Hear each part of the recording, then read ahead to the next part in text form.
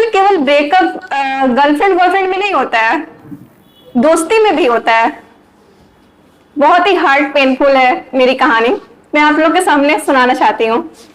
तो सुनिए, क्या कभी सोचा है कि अनजाने में कुछ बोले शब्द आपको किसी शख्स से दूर कर सकता है? सोचा है कभी आपने? शायद सोचा ही होगा। जी हाँ, एक ऐसी ही कहानी है, दोस्ती से ब्रेकअप तक का सफर। आइए सुनते हैं इसे। तो शाम का कुछ टाइम था, लगभग 5-5:30 बजे के बीच, और मैं इंस्टा पे रील्स देख रही थी। सब लोग देखते हैं इंस्टा पे रील्स, और अपने बेस्ट फ्रेंड को भी शेयर करते हैं, फ्रेंड्स वगैरह सबको शेयर करते हैं। मैं भी देख रही थी इंस्टा पे रील्स, और उसी में से एक रील्स मैं अपने बेस्ट फ्रेंड को शेयर करती हूँ। ये कहानी 27 जुलाई 2022 की है, जब मैं अपने बेस्ट फ्रेंड को रील्स शेयर करती हूँ, जिसमें उस रील्स में कुछ इस कदर लिखा हुआ था कि आप चाहे कितना भी अच्छा बन जाओ, पर आप जिसके नजर में बुरे हैं उसके नजर में तो बुरे ही रहेंगे। और फिर वह सीन करता है और रिप्लाई देता है मेरे रील्स का, जो मैं उसे शेयर की थी, और बोलता है इट्स ट्रू। तो मैं बोलती हूँ यस स्वीटहार्ट। अब देखिए, यही से मेरी टर्निंग पॉइंट है ब्रेकअप का।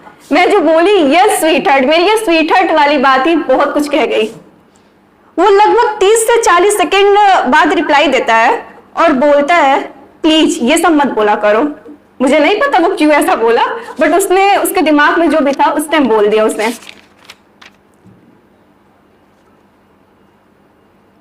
जबकि ये स्वीटहार्ट बोलना मेरे लिए कोई नई बात नहीं थी, मैं उसको बात बात में बोलती रहती थी। फिर आगे सुनिए तो बहुत भयानक हुआ।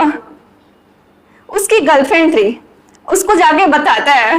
जो उसकी गर्लफ्रेंड थी वो मेरी बहुत अच्छी दोस्त भी थी।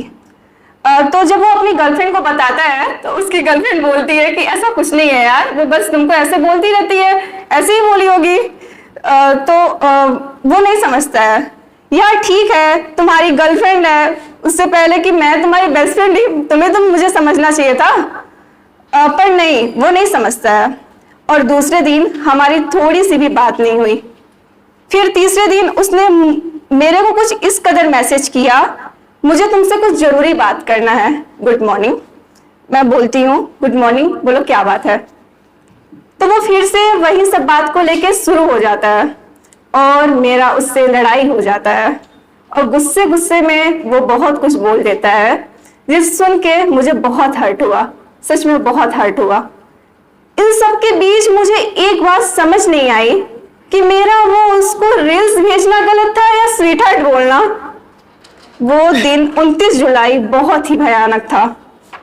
मेरे पास कोई नहीं था, क्योंकि एक बार जब आपका भरोसा टूटता है ना, तो किसी पे विश्वास करना नामुमकिन के बराबर हो जाता है। दूसरे दिन 30 जुलाई को इंटरनेशनल फ्रेंडशिप डे होता है, और मैं पूरे दिन उसके मैसेज के इंतजार में थी, क्योंकि मैसेज करता था वो, चाहे हमारी कितनी भी लड़ाई हो जाए।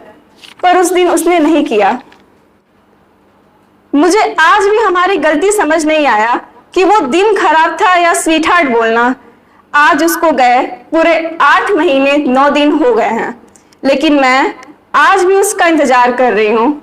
बस अगर वो मिले मुझे, मैं उसको सबसे पहले उसके गले लगकर पूछूंगी तुमने क्यों किया ऐसा। मुझे आज भी इंतजार है उसका, मुझे आज भी इंतजार है उसका।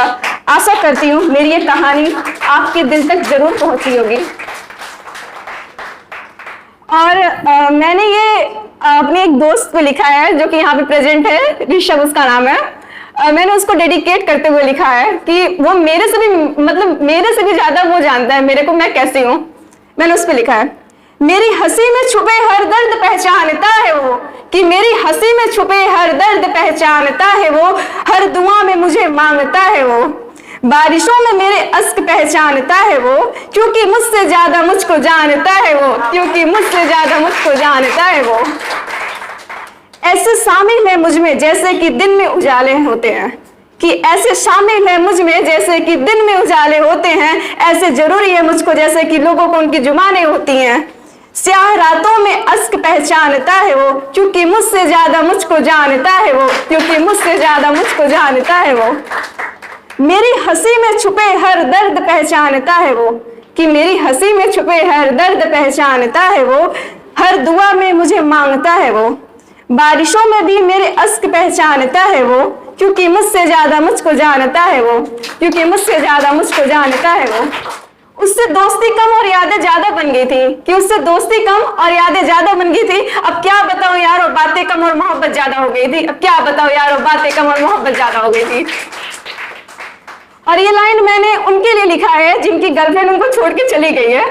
आई होप आपके सामने भी कोई यहाँ पे, मतलब इस कवि चौराहा में भी कोई ना कोई तो होगा ही।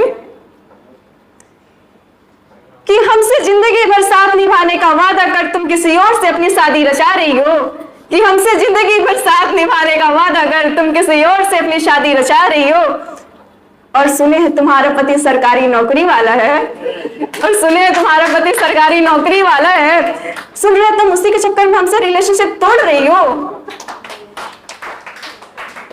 और ये लाइन मैंने मोहब्बत पर लिखी है। जब पहली बार देखते तो मोहब्बत हो जाता है, सबको होता है, मतलब कभी कभी अट्रैक्शन वाला लव भी होता है, तो मैंने उस पर लिखा है, हाय उसकी मुस्कुराहटों में कुछ तो बात थी, हाय उसकी मुस्कुराहटों में कुछ तो बात थी जो बहुत कुछ कह गई। मिला मैं उससे कभी नहीं मेरे भाई, पर तेरी भाभी बनाने का सपना है मेरे भाई, और देख जरा मुझे उससे पहली नजर वाली इश्क हो गई, और देख जरा मुझे उससे पहली नजर वाली इश्क हो गई। मैं ये लास्ट लाइन है खत्म करना चाहूंगी, काफी टाइम हो गया, और लोग भी हैं। मैंने ये वक्त पे लिखा है, मतलब आजकल वक्त बहुत इंपॉर्टेंट है, जो बीत जाता है वो आता नहीं है, तो मैंने उस पर लिखा है, मैंने सबको देखा है अपना बनाकर, कि मैंने सबको देखा है अपना बनाकर, सबने छोड़ दिया बस मेरा वक्त देखकर।